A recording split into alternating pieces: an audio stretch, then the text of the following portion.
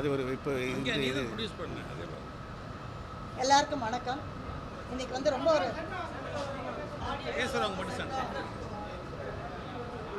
எல்லாருக்கும் வணக்கம். இன்னைக்கு ரொம்ப சந்தோஷமான நாள். மாண்புமிகு முதலமைச்சர் அவர்கள் கையால் நமது தலைவரான கலைஞர் கருணாநிதி அவர்கள் எழுதிய ராமானுஜர் புரட்சி செய்த மகான் என்ற நூலை வந்து இன்னைக்கு வெளியிட்டாங்க. அதில் வந்து ஒரு அணில் எப்படி ராமருக்கு உதவியாக இருந்ததோ அந்த மாதிரி நானும் இதில் ஒரு சின்ன பங்கு ஏற்றதை நினச்சி ரொம்ப சந்தோஷப்படுறேன். அண்ட் இந்த நிகழ்ச்சியை பற்றி விவரமாக சொல்கிறதுக்குன்னு பெரியவங்கெல்லாம் வந்திருக்காங்க, அவங்க பேசுவாங்க. நன்றி.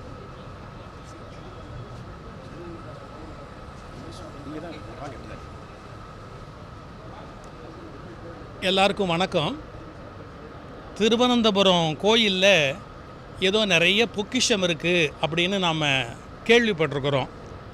ஆனால் தமிழ்நாட்டில் ஒரு மிகப்பெரிய பொக்கிஷம், அதை விட பெரிய பொக்கிஷம் ராமானுஜர் என்ற மகா முனிவருடைய வாழ்க்கை.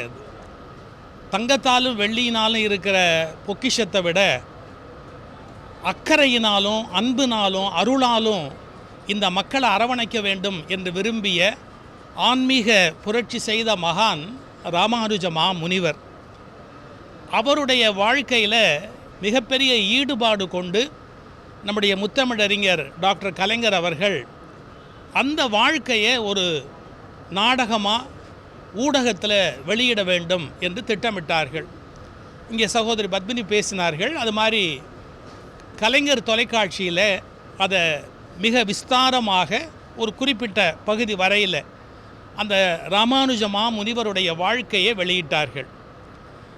அதை புத்தகமாக்கி நம்முடைய அறநிலையத்துறை அமைச்சர் சேகர்பாபு அவருடைய மாண்புமிகு அமைச்சருடைய முயற்சியினுடைய காரணமாக ஒரு புத்தகமாக இன்றைக்கு வெளியிட்டிருக்கிறார்கள். நம்முடைய மாண்புமிகு முதல்வர் அவர்கள் அந்த புத்தகத்தை இன்றைக்கு வெளியிட்டு கொடுக்க அதை பெறுகிற ஒரு வாய்ப்பு எனக்கு கிடைத்தது. ரெண்டு செய்தி நாம் புரிந்து கொள்ளணும். அந்த புத்தகத்தை பார்த்தா அதனுடைய அருமை தெரியும். பொதுவாக சம்பிரதாயத்தில் ராமானுஜரை அந்த ஆச்சாரிய ஸ்தானத்தில் இருத்தி ஒரு தெய்வீகமாக வணங்குகிற ஒரு பழக்கம் உண்டு.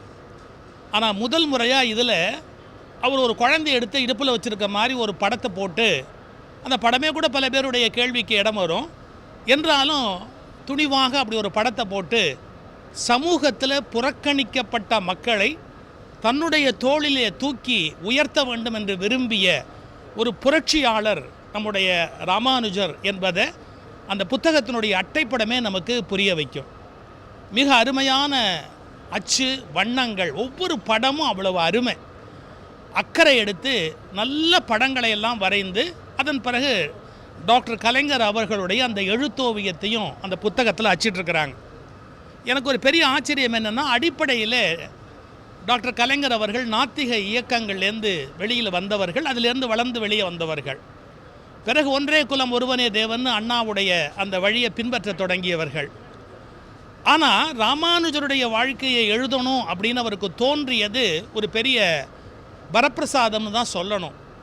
அவர்களுடைய வாழ்விலும் சரி, சமய உலகத்திலும் சரி, ராமானுஜருடைய வாழ்க்கையை எழுதணும் அப்படிங்கிற எண்ணம் அவருக்கு தோன்றியது ஒரு பெரிய கொடுப்பினைன்னு சொல்லணும். ஏன்? ராமானுஜர் கடையனுக்கும் கடைத்தேற்றம் அப்படிங்கிற கருத்து உடையவர். அதை விட ரொம்ப முக்கியம் என்னன்னு கேட்டால், வைணவ கோயில்களில் மட்டும் ஒரு அழகு உண்டு. சௌந்தரராஜ பெருமாள் கடலுக்கு நீராட போவார். இது பல பேருக்கு தெரியும். ஆனால் சௌந்தரராஜ பெருமாள் கடலுக்கு நீராட போகிற போது பெருமாளையே மீனவர்கள் கையில் ஒப்படைப்பார்கள். அந்த மீன் வலையில் பந்தல் போட்டு அதில் பெருமாளை எழுந்தருளை பண்ணுவார்கள். நீங்கள் யாருமே நம்ப முடியாத ஒரு ஆச்சரியம். அந்த ஊர் பெண்கள் வந்து பெருமாளை எப்படி வரவேற்பார்கள்னு கேட்டால், மாப்பிள்ளையை வரவேற்கிறார்கள் என்ற உணர்வோடு வரவேற்பார்கள். எப்படின்னா, முறத்தை கையில் வச்சு முகத்தை மூடிக்கிட்டு மாப்பிள்ளைக்கு நேராக முகத்தை முழிக்கக்கூடாதான்.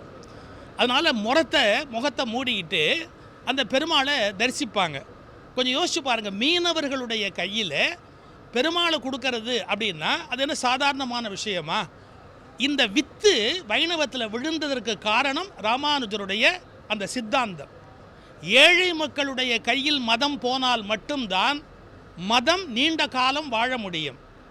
சரியாக மேலே இருக்கிற படிப்பாளிகள் மட்டுமே மதத்தை கையாண்டு கொண்டிருந்தால் மதம் பல நூற்றாண்டுகளுக்கு வாழ முடியாது. இந்த உண்மையை உலகத்துக்கு உணர்த்திய பெருமை ராமானுஜ முனிவருக்கு உண்டு. அதனால தான் டாக்டர் கலைஞர் அவர்கள் அந்த கடைக்கோடி மக்களுக்கும் ராமானுஜர் சமயத்தை கொண்டு போனதால் அவருடைய வாழ்க்கையை எழுத வேண்டும் என்று எழுதினார்கள். நான் ரெண்டு செய்தி சொல்லி முடிச்சிடுறேன். வைணவ சம்பிரதாயம்னு ஒன்று இருக்குது. மற்றைய சம்பிரதாயங்களில் கொஞ்சம் அப்படி மாறுனா பெரிய சிக்கல் வராது. ஆனால் வைணவ மரபியல்லேருந்து மாறுவதை விரும்ப மாட்டார்கள். அந்த சாஸ்திரபூர்வமான விஷயங்களை அதே மொழியில் அதே தன்மையில் எழுதணும். அந்த புத்தகத்தை படித்து பார்த்தா தெரியும். நம்முடைய டாக்டர் கலைஞர் அவர்கள் வைணவர்கள் ஏற்றுக்கொள்ளக்கூடிய வகையில் அந்த மரபு மாறாமல் அதே மொழி நடையில் அப்படியே அந்த கருத்துக்கள் தத்துவ கருத்துக்களையும், ஏன்னா ராமானுஜர் தத்துவங்களை சர்ச்சை பண்ணவர், அதையெல்லாம் அப்படியே படம் பிடித்து காட்டியிருக்கிறார்கள். இது கலைஞர் அவருடைய எழுத்து திறமைக்கு ஒரு மிகப்பெரிய அடையாளம். அதை தயாரித்தவர்களுக்கு பாராட்டு. அது பல மொழிகளில் வரணும். இந்தியா முழுக்க அது இன்னும் பல்லாயிரம் பேரால் பார்க்கப்படணும். நடுவில் கொஞ்சம் ஒரு குறிப்பிட்ட எல்லையோடு நின்றுடுச்சு. அது மீண்டும் எல்லா எபிசோடும் ராமானுஜருடைய வாழ்க்கை எல்லாருக்கும் தெரியணும். அதை அச்சிட்ட அறநிலையத்துறைக்கும் அறநிலையத்துறை அமைச்சருக்கும் வெளியிட்டு வாழ்த்திய மாண்புமிகு முதல்வர் அவர்களுக்கும் இங்கே வணங்குதலுக்குரிய நம்முடைய ஜீயர் பெருமக்கள் எழுந்தருளி இருக்கிறார்கள். அவர்களது திருவடிகளுக்கும் என்னுடைய வணக்கத்தை தெரிவித்து, இந்த ஆன்மீக பணி மேலும் மேலும் தொடர வேண்டும். சமயத்துக்கும் சமூகத்துக்கும் இடையில் இருக்கிற இடைவெளியை நிரப்பிய கலைஞருடைய பணி மேலும் மேலும் மக்கள் மத்தியிலே சென்றடைய வேண்டும் என்ற அந்த பணிவான வேண்டுதலை வைத்து விடைபெறுகிறேன். வணக்கம்.